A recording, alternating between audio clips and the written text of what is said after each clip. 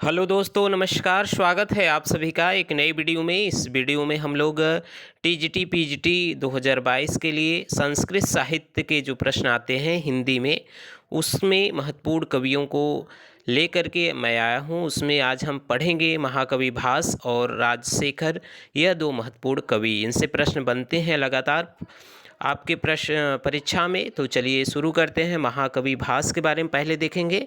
तो देखिए, महाकवि भास जो कवि हैं, उनका जो समय है वह 450 ईसा पूर्व के लगभग माना जाता है। इसे याद रखिएगा, महाकवि भास का जो समय है वह 450 ईसा पूर्व के लगभग माना जाता है।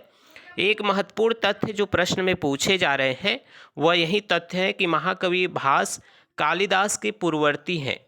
इसे याद रखिएगा, महाकवि भास जो हैं वह कालिदास के पूर्ववर्ती हैं और कालिदास ने मालविकाग्निमित्र की प्रस्तावना में भास का नाम बहुत आदरपूर्वक लिया है।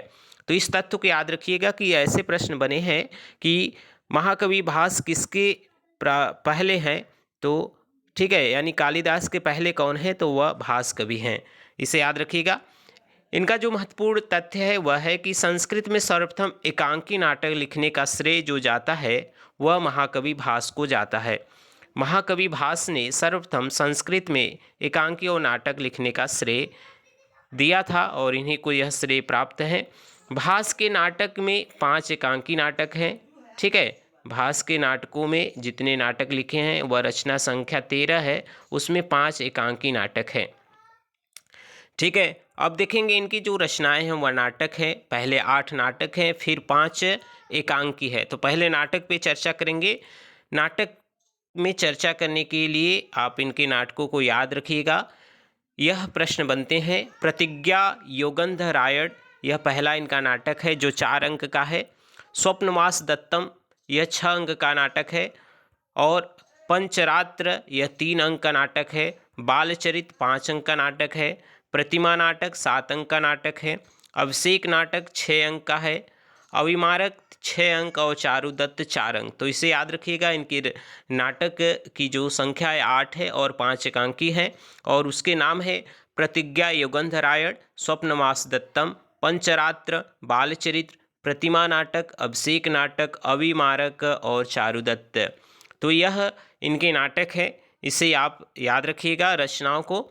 चारुदत्त के बारे में जो बात कही गई है वह है कि यह अधूरी है और भास की मृत्यु के कारण यह नाटक पूरा नहीं हो सकता। जो चारुदत्त नाटक है 4 अंक का, यह अधूरी नाटक है और भास की मृत्यु के कारण यह पूरा नहीं हो सका।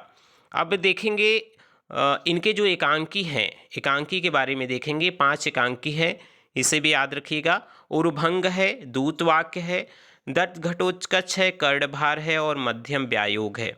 कौन कौन एकांकी है? उरुभंग है, दूतवाक्य है, दत्त घटोत्कच है और कर्णभार और मध्यम व्यायोग है। यह इनके नाटक है महाकवि भास के, जो एकांकी नाटक है, 1 अंक का नाटक है। तो यह 5 है, याद रखिएगा इनको। अब ये सभी के बारे में थोड़ा थोड़ा जो महत्वपूर्ण चर्चा है, जिससे प्रश्न बनते हैं, उस पर हम चर्चा करेंगे।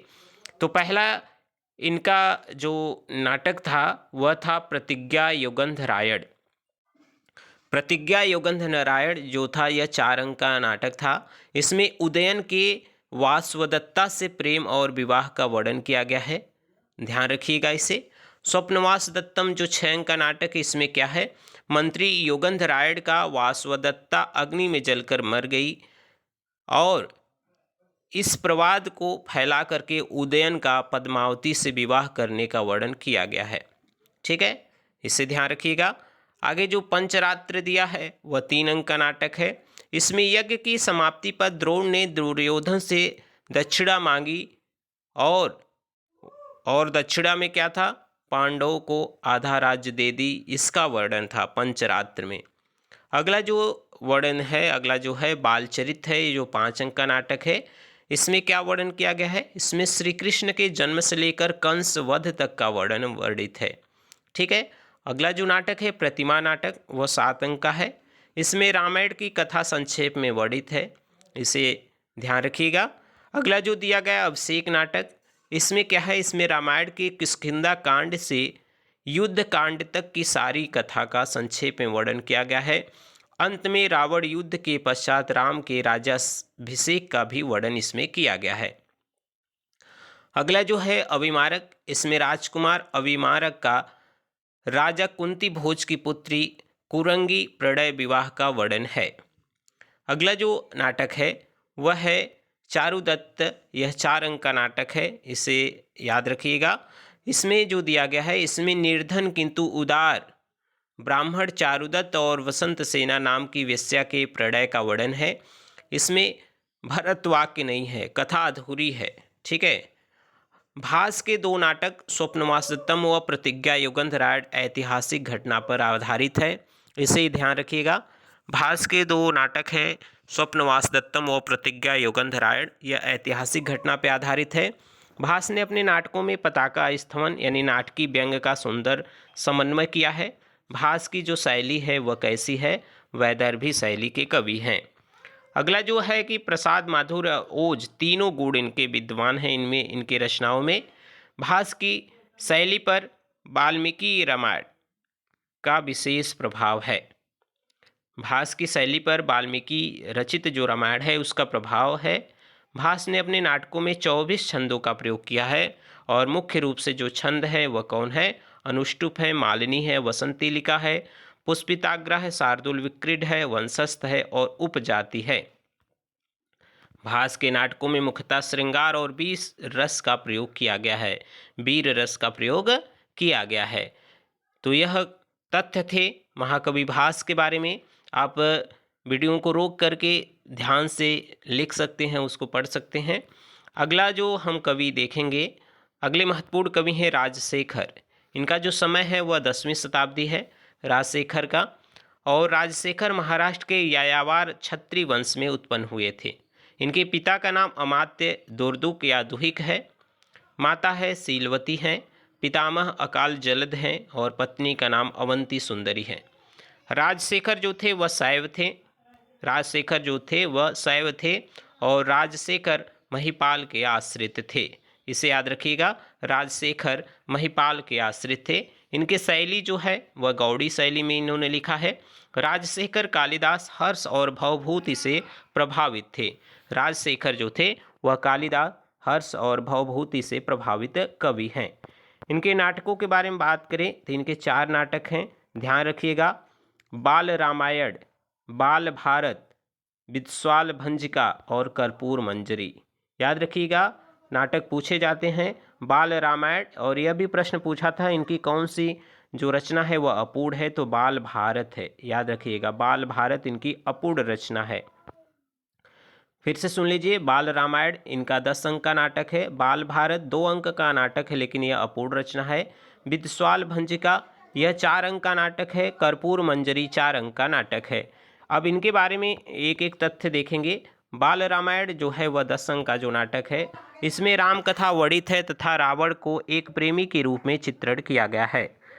ध्यान दीजिएगा, बाल रामायण 10 अंक का नाटक है और इसमें राम कथा वर्णित है तथा रावण को एक प्रेमी के रूप में चित्रित किया गया है। बाल भारत यह प्रचंड पांडव 2 अंक का नाटक है। इसमें द्रौपदी स्वयंवर और द्रौपदी चीरहरण की घटना वर्णित है और यह अधूरी कृति है। बाल भारत को याद रखिएगा, यह अधूरी रचना है। विद्वाल भंजिका यह जो 4 अंक का नाटक है, यह शास्त्रीय दृष्टि से एक नाटिका है। इसमें राजकीय प्रणय क्रीड़ा वर्णित है, याद रखिएगा इसे।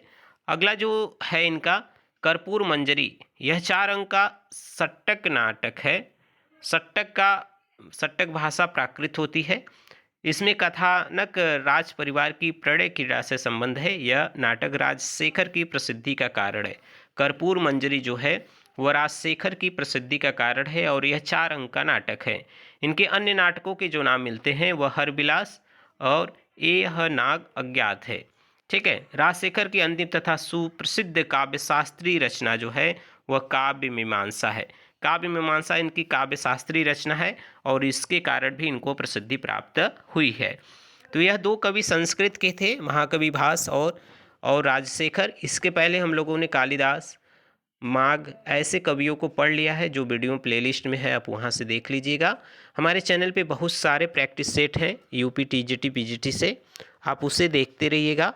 चलिए मिलते हैं एक नए वीडियो में और संस्कृत के एक नए कवि के साथ हम उपस्थित होंगे। तब तक के लिए आप सभी का बहुत बहुत धन्यवाद।